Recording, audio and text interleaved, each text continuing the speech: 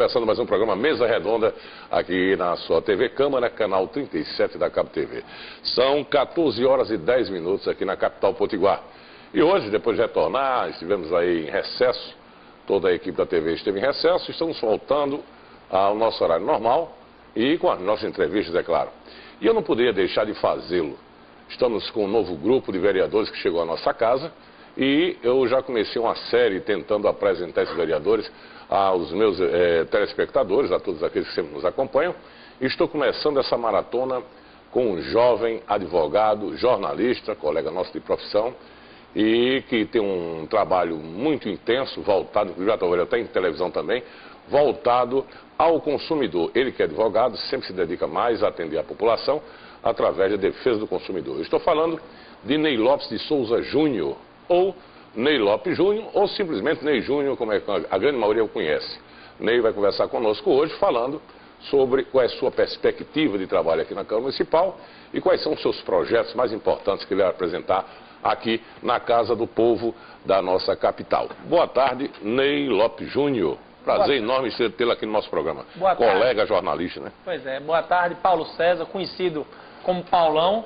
Né? É um prazer muito grande estar participando aqui do Mesa Redonda, onde nós vamos discutir, debater as ideias sobre as propostas que eu tenho para o trabalho, né, que já iniciou na sessão extraordinária, mas que propriamente dito, dia 3 de fevereiro próximo, estarei atuando aqui em caráter definitivo como vereador do Natal. E é sobre isso que nós vamos debater, trocar algumas ideias e aprender também com você. Né? Que é isso, você só ensina. Já é na próxima semana que está começando os trabalhos. Na próxima semana começa os trabalhos, Ney as Júnior, sessões ordinárias. vamos logo à primeira pergunta. E eu queria até aqui aproveitar, durante a pergunta eu quero até aproveitar e fazer uma homenagem.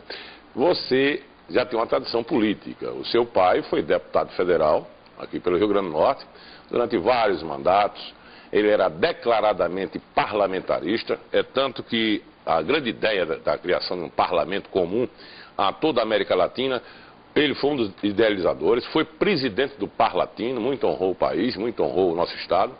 E hoje o seu pai se afasta da cena política e você entra. Teve alguma coisa a ver, teve alguma influência? Eu quero aproveitar, inclusive, mandar um abraço ao nosso querido deputado, ex-deputado, mas pra gente eternamente, deputado Ney Lopes.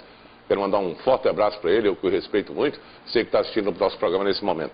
Neyzinho, como é que é? Houve alguma influência do seu pai? Essa retirada do seu pai da cena política, a sua entrada foi estratégica ou aconteceu naturalmente? De forma alguma, Paulão, foi muito pelo contrário.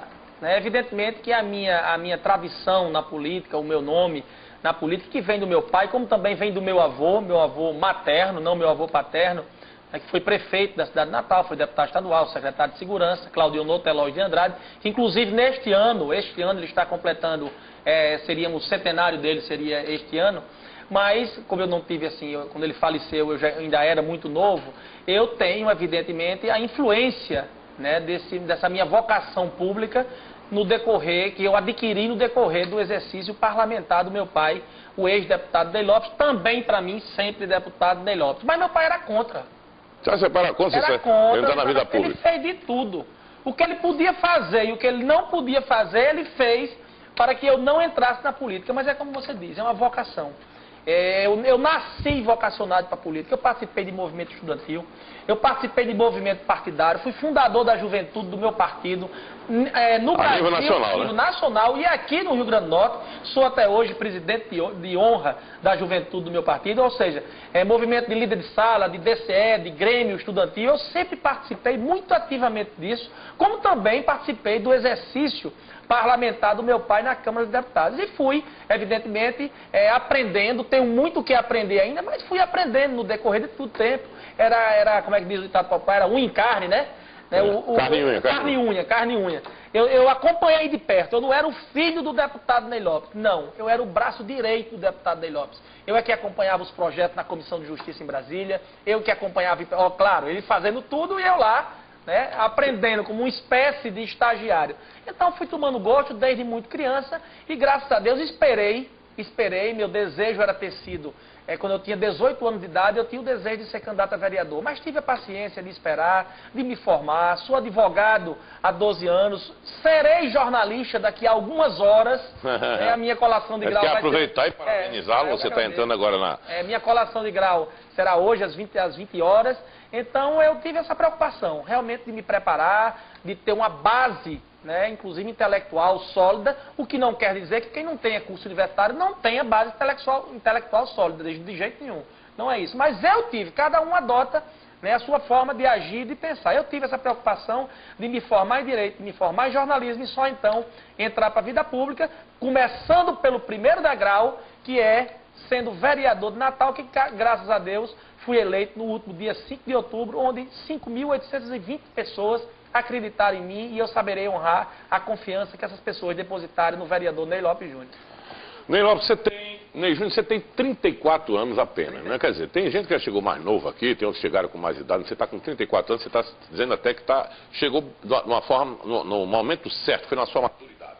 Mas antes de você ser vereador, você representou o estado do Rio Grande do Norte em Brasília, não é isso? Representei. Eu tive a grata satisfação, que é inclusive um marco, né, do início da minha, não digo vida pública, porque vida pública... Mas já é, você estava representando o estado do Rio Grande do Norte. Mas não fui eleito pelo mandato do povo, é por isso que eu digo. Mas já participei da atividade governamental, digamos assim, quando fui convidado pela governadora Vilma de Faria, que me fez o convite para ser o representante do estado do Rio Grande do Norte em Brasília, junto a organismos internacionais e junto aos ministérios, aos organismos do poder público, do poder executivo brasileiro, né, federal no caso. Então eu exerci, aprendi muito e dentro das minhas limitações eu ajudei o estado do Rio Grande do Norte. Eu costumava dizer que quando eu exercia o cargo lá de representante do governo do Rio Grande do Norte em Brasília, eu cavava o pênalti, mas eu não tinha condições de fazer o gol. Então eu encontrei várias soluções, construção de escola agrícola para o Rio Grande do Norte, doação de barcos pesqueiros vindo da Espanha, enfim, uma série de ações que mais jovem ainda naquela época, eu tinha apenas 26 anos de idade, fiz um trabalho sistemático para beneficiar o Rio Grande do Norte e o nosso povo. Mas se por acaso não deu certo, não dependeu de mim. Eu cavei o pênalti, mas eu não podia fazer o gol. Ou seja, você foi aquele centroavante malandro dentro da área, né? O cara tocar em você, já cair e dizer, aqui já tem um pé. Eu busquei as oportunidades para contribuir para o desenvolvimento do Rio Grande do Norte. Com certeza. Agora, Ney, eu quero também adiantar que você está se formando em jornalismo hoje, mas você já tem uma certa experiência, né, na área também, porque eu lembro bem, nós tínhamos um programa na Rádio Poti de Natal, quando você estava em Nova York, naquele momento do atentado contra as Torres Gêmeas, e você foi o primeiro repórter no Rio Grande do Norte a entrar diretamente no local, nos informando como é que estava a situação lá, né? Aquilo ali foi um horror, né? Com certeza. Se algum dia eu for escrever, que eu pretendo, né, escrever uma biografia, Paulão, você fará parte dessa biografia. Você foi muito honrado. Foi um momento histórico aquele, realmente foi um momento histórico.